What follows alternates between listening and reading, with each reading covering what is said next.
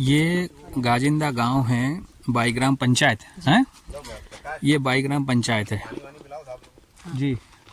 अभी हम एक प्रकरण के संबंध में यहाँ फॉरेस्ट के कुछ अधिकारी हैं, यहाँ उपस्थित हुए हैं। ये एक परिवार है जो यहाँ कई सालों से रहता है और आज इनके ऊपर एक नोटिस आया है, कल रात में शायद शाम को मिला है, कल दिन में, कि इन्हें 24 घंटे के अंदर ये जगह खाली करनी, जो इनका घर बना हुआ है, जो यहाँ पे बता रहे हैं ये लगभग 4 दशकों से हैं। तो अभी समझते हैं हम इनका प्रकरण क्या क्या हुआ, अभी कैसे आज लोग आए हैं, अधिकारी यहाँ पे आए।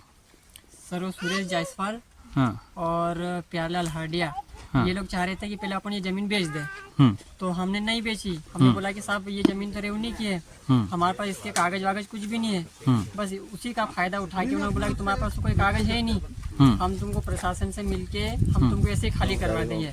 तो पहले तो उन्होंने पैसों का प्रलोभन दिया, फिर पैसे से हम नहीं माने, तो साहब वो पता नहीं कैसे, अब हमको तो इतनी जानकारी है नहीं, वो बोले कि ये जमीन अब हमारे नक्शे में आ रही है, ऐसा बोल के फिर लगातार आते रहते हैं, धमकी देते रहते हैं, बोले पैसों से मान जाओ नहीं तो फिर हम अधिकारी लोगों से, पुलिस लोगों से तुमको खाली करवा देंगे, ऐसा बोलते हैं। अच्छा, तो कितने सालों से आप इस जमीन पे हैं?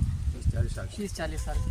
30-40 साल से, और 30-40 साल से जमीन है और उसके बाद ये आपसे कब्जा मांग रहे हैं, आपसे हटने को बोल रहे हैं। हाँ। तो अभी इसमें आपने कोई कानूनी कार्रवाई की है इसके लिए?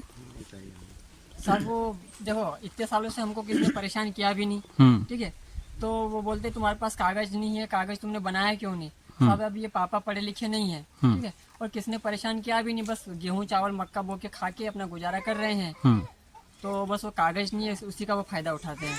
ये हार्डिया जिनका नाम, क्या नाम बताया? हार्डिया हार्डिया कौन है ये? परिचय आप जानते हैं उनको? ये इन्होंने अभी उधर पड़ोस में जमीन खरीदी सर, पंडित की जमीन खरीदी, 3.5 एकड़ जमीन खरीदी, फिर ये आपकी जमीन पे कब्जा क्यों मांग रहे हैं? ये चाह रहे कि ये इधर रोड है, बिल्कुल रोड पे ही ये जमीन, तो वो बोले कि इधर से हम पूरा कभी भविष्य में यहाँ पे वो बनाएंगे, रिसोर्ट बनाएंगे, होटल बनाएंगे, इधर जंगल पास में है, ऐसा बोलते। इधर बोलते तुम इधर खाली कर दो, बोले यहाँ पे हम स्विमिंग पूल बनाएंगे, ऐसा बोलते हैं। मतलब 3.5 एकड़ जमीन खरीदी है, हाँ। उसके पीछे आपकी जमीन लगी है, हाँ। उस जमीन पे आपका आधिपत्य हटाना चाहते हैं और खुद काबिज होना चाहते हैं, जमीन उनकी नहीं है, नहीं है, और आप 40 सालों से जमीन पे हैं। जी। अभी आप वकील साहब के साथ में, वकील साहब 2 मिनट आइए। कब इसके नोटिस कब मिला कल आपको? कल 4 बजे। क्या बताया उन्होंने अधिकारी जो नोटिस लेके आए थे? सुरेश जायसवाल जी ने भेजा है हमको। सुरेश जायसवाल कौन है? ये बाईग्राम के हमारे पूर्व सरपंच है, तो अच्छा, उन्होंने भेजा है। चलिए, अभी हमारे साथ में आपकी तरफ से केस लड़ रहे हैं वकील साहब हैं, आप सब अपना थोड़ा परिचय देंगे प्लीज। मेरा नाम एडवोकेट उदय रंजन सिसोदिया है जी। मदन जी की तरफ से मैं ही हूँ इस केस में। अच्छा। सुरेश जायसवाल जो है जी, इस एरिया का रसूखदार गुंडा टाइप का व्यक्ति है वो। अच्छा। कई मर्डर केस में जेल भी जा चुका है और पूर्व सरपंच रहा है। तो मदन जी की जो जमीन है उस पर ये इनके पिताजी रूप सिंह जो है विगत 40 वर्षों से खेती करते आ रहे हैं। जंगल की जमीन थी, उबड़ खाबड़, उसको इन्होंने सही किया, उपजाऊ बनाया, खेती करने लायक बनाया। उसके बाद सुरेश जायसवाल जो है कि उसका यहाँ के आसपास के अधिकारियों से उसकी साठगांठ है। अधिकारियों से मिल के नक्शे में भी हेरफेर करवा देता है, नक्शा इधर का उधर करवा देता है, राजस्व रिकॉर्ड में हेरफेर करवा देता है।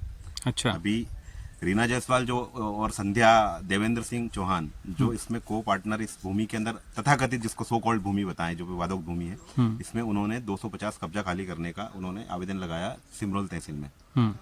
सिमरोल तहसील में केस की ठीक से प्रोसीडिंग हो नहीं रही थी। सुरेश जायसवाल जाता था, उसकी वाइफ की तरफ से झूठे सिग्नेचर करके प्रोसीडिंग में तारीख लेकर के चला जाता था। मैंने केस को एसडीएम साहब चरणजीत सिंह हुड्डा के पास एप्लीकेशन लगवा के महू को ट्रांसफर करवाया। वहाँ पर पूरी केस की प्रोसीडिंग्स चली, पूरा ट्रायल चला। ट्रायल के अंदर सुप्रीम कोर्ट के कई सारे न्यायिक दृष्टांत थे, कई साइटेशन थे, उसमें मैंने दिया क्योंकि रीना जो मुख्य आवेदन करता है, जिसको प्रिंसिपल ऑफ सूट कहेंगे, वो अपने बयान कराने साक्ष्य देने आई ही नहीं। अच्छा। तो सुप्रीम कोर्ट ये कहता है कि जब मूल वादी अपने साक्ष्य देने के लिए नहीं आता है, मुख्य परीक्षण और प्रति परीक्षण नहीं करवाता है, तो उसके द्वारा जो लगाया गया दावा है वो विचारणीय नहीं है। ठीक है ना, वो शुद्ध हस्तों से न्यायालय में नहीं आया है। और मेरिट्स पे भी जो गवाह उन्होंने पेश किए, आरआई, रेवेन्यू इंस्पेक्टर, पटवारी हैं, उनके इतने कॉन्ट्राडिक्शन आए हैं और वो सारे हमारे फेवर के हैं।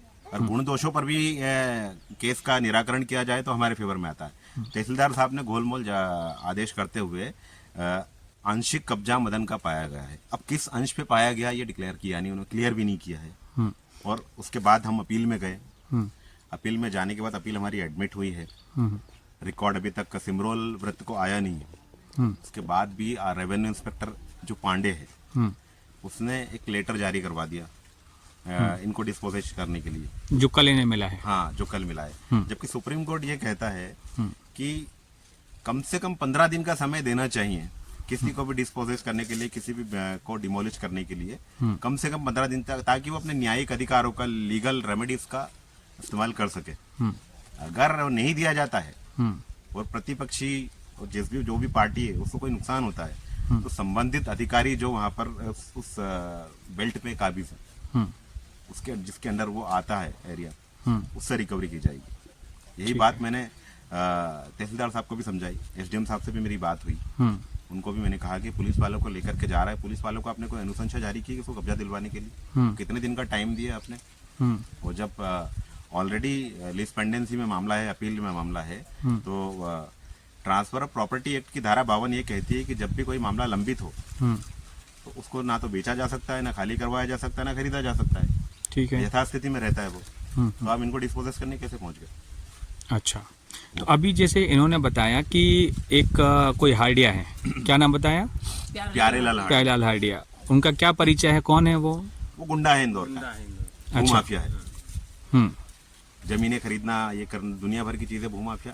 अच्छा, भूमाफिया, ठीक है। उन्होंने एक 3.5 एकड़ जमीन खरीदी किसी शुक्ला बंधु से, हैं? और उसके पीछे ये आप लोगों की जमीन है। तो ये आपके पास रिकॉर्ड में कुछ मिला है आपको कि ये रजिस्ट्री में जितनी जमीन दर्शाई उसके बाद ये कब्जा क्यों करना चाह रहे हैं? अब जब मैं जो इसमें को पार्टनर है, जो 221 सर्वे नंबर की संध्या पति देवेंद्र सिंह चौहान, उससे मैंने क्वेश्चन पूछा कि आपका रकबा कितना है? तो जो रिकॉर्ड पे जो रकबा है 1.732 हेक्टेयर आ रहा है, उसने लगभग 8.5 एकड़ बताया है, जो 1.732 हेक्टेयर का लगभग दुगना है। अच्छा, 14 एकड़ हो जाता है ना, उससे ज्यादा हो गया मतलब। तो 8.5 14 बीघा हो जाता है। तो वो उसको यही नहीं पता है कि मेरी जमीन कहाँ से कहाँ है। ठीक है ना, जमीन पे आने का रास्ता पता नहीं है। जिन पटवारी रेवेन्यू इंस्पेक्टर ने सीमांकन किया वो जमीन पे कहाँ से आते हैं, कहाँ से आधार बिंदु से किया है, किस गणितीय पद्धति से, कौन से सूत्र से उन्होंने सीमांकन किया वो भी पता नहीं उनको। बस रिपोर्ट बना करके दे दी। और जिस टाइम पे सीमांकन किया था मदन वहां पर मौजूद ही नहीं था।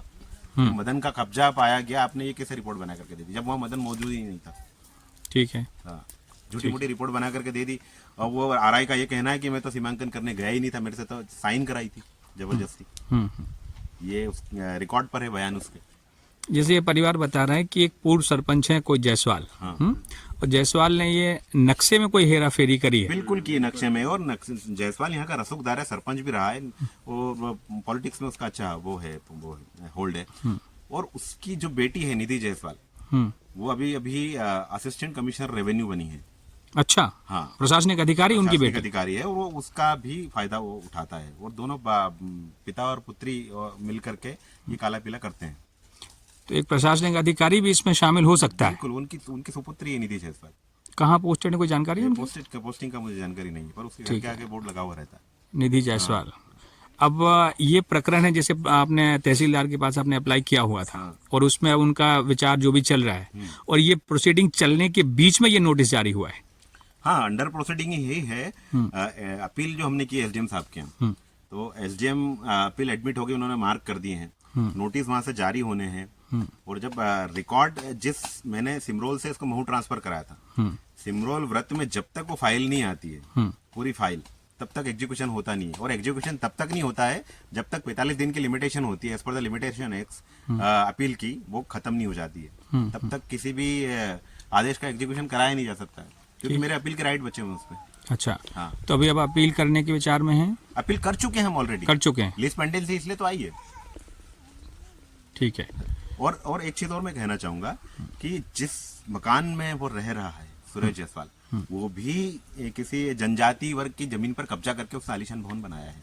उसका भी केस मैंने लगाया है 250 का कब्जा खाली करवाने के लिए सिमरोल व्रत में।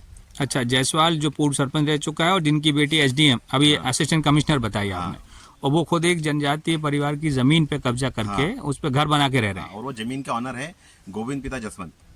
ये भी आपने निकाला हुआ है। हाँ, वो मेरे ही क्लाइंट है, मैंने ही लगाया केस उसको। और ऐसा नहीं है, इस इलाके की लगभग 100 बीघा की जमीन पर उसने इस तरीके के काम कर रखे होंगे। ठीक है, ठीक है। आगे की